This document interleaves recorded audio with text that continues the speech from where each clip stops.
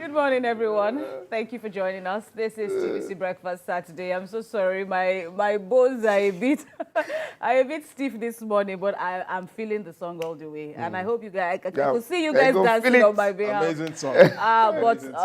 But of course, no disservice to Davido. I think that was a fabulous song. The first time I even came across that music was children. Doing a choreography of this particular song. Davido now comes from behind and joins in the dancing, the steps, top notch. It was very impressive, I think. And then we're speaking about the theme of the song. Well, Davido is known for making very dramatic music videos. Yes. I mean, you could remember Skelewu back in the day where he had to go through, and all that. So this is another interesting one. Although I'm still finding the connection between the lyrics of the song and the video, right? But you cannot take away the cinematography. I will have to rewatch the drama attached to it. I mean, going all out, even through the tunnel to save your love interest, and then of course. And the scene painting like a war zone. All right, gentlemen. But anyway, still on that, I may just have to watch over and over again to but you need to feel better appreciate and you need feel to feel it, and most definitely watch. Learn the dance steps. Once again, guys, you're welcome. This is TVC Breakfast Saturday, and we promise this is going to be a very interesting ride. I am Kemi Folade, and as you have seen, I'm not alone. I'm surrounded. Nicely sandwiched by two Emmanuels, Emmanuel Akidubowa, Emmanuel Ajayi. It's good to have you both, and a double dose of God being with me. Good to see you. And with our viewers too. Right. Good morning. All right, our first big discussion this morning is, and we urge that you come in and drop your own contributions on all our platforms, our social media platforms. That is, the question that we are using to set a backdrop or the tone for today's discussion is: should Nigerians be allowed to carry AK-47 rifles? And that's the big question. And this position was prompted, so to speak, again by the Katsina State Governor. That's Diko Umaru, and he wants the federal government to allow individuals to buy and own weapons such as AK-47 rifles and RPGs. This for self-defense. He says, and I quote now, if a bandit can go to the market and buy AK-47, RPG, and all of those weapons, what of the people that want to protect themselves? They too should equally be allowed to do so. Now, these people, he adds, are holding it illegally. We are trying to hold it legally. And he asks further, why can't the government allow the people to hold this thing, guns he means, and equally confronts the challenges?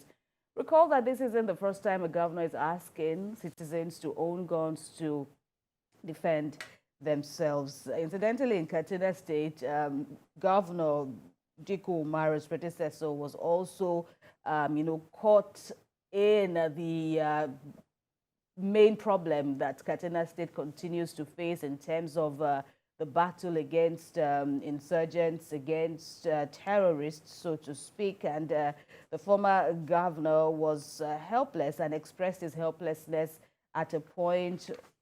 In the north, we've had some governors, we've had some advocates calling for people to own guns, all the blockades that is in gun ownership, private gun ownership, that is, people have been calling, more and more people have been calling that this embargo be lifted so that more people can defend themselves. But, there's also the big question that has been asked, gentlemen, and it is, okay, primarily, is it that the governors or the leaders or, the government of the day is shirking their responsibility? After all, they are the chief security officers of the state, of their domains. And now that you want citizens to now own guns, there's a plus to it, but then we can't ignore the negatives. I mean, I'm still looking at where the plus is coming from. It's a worrisome situation. It's a statement that reeks of defeat, admittance of failure on the part of government. But of course, you need to look at the fact that state governments have not been empowered. We come on air, especially we as media personnel, come on air to say governors are the chief security officers of their state. But how empowered are these state governors to actually take security decisions when the need arises? They don't have control of the police.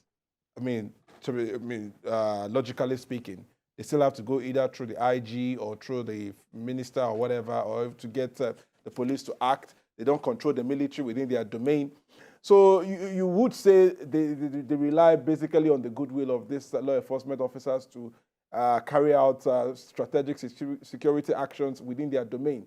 But the governor coming out to say ordinary Nigerians should carry AK-47, I hope the governor understands what an AK-47 is. It's a multi-purpose rifle. It's not a gun that you just carry around. It's a huge machine gun. And I mean, you can't have that flying around in a society where you want to promote foreign direct investment and all that. We know the crisis that the United States is facing with gun running and all that. So I think it's a call for the government to step up action, empower the state.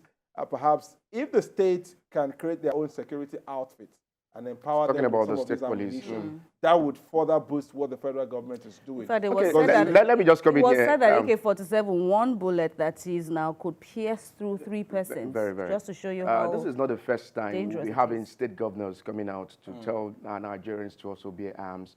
If you recall that the former governor of Zamfara State, Bello Matawale, who is now the Minister of State for Defense, also made that call in June 2022 that the residents of Zamfara should also be allowed to bear arms because of the banditry in that particular state. Well, you just said something about if these people are allowed to bear arms, this is a call for anarchy and a call for lawlessness. In a Nigeria that we have today, for Nigerians to go on the streets to bear arms, Emmanuel Kemi, well, I am not in support of this development. It's a call for the state governors to know their right and also do the needful in protecting the lives and property of the citizens of those states. All right. And, well, he's also, challenging the federal government. And, perhaps that may be what we should, divert our energy to. Empower governors. Empower Absolutely. governors. But then an argument could also be made that there are states that are, even with the present constraints that governors have in terms of they may be the chief security officer in paper, but then there are states who are also, bringing out initiatives, state-owned initiatives to enhance security in their domains, in their states. Most of them are done. I mean, sorry to cut you, Kemi, but I think I want to take it up from where you mentioned. Most of them are done with some legal limitations. Remember when the Ameteco initiative was launched by the Southwest governor? The then Attorney General, Malami, took it up and was even making some lousy statement about state governors and that the state governor had to caution him that we don't take orders from you. You as a minister do not order an elected person about security issues and all that, and have to go to the court. So I think the federal government or the National Assembly need to enact laws that would empower state governments to set up security architecture. We've seen, if you look at the relatively peaceful states in Nigeria, Lagos, maybe some part of the Southwest, they have state architecture, state security architecture that support what the federal government is doing. And that is what more and more states are doing now. Even in Katsina State, in this instant case now, that's what they're doing now. More and more states are now utilizing, their own initiatives, bringing up of course, but then there is the general problem of, are these people duly empowered? Are these people duly They can't even bear arms. If we within have the constraints, within the limitations of the law. They are more technical members. All right, gentlemen. All right, gentlemen. Allows state police. I think that will solve some of those challenges we are having at the moment. That would.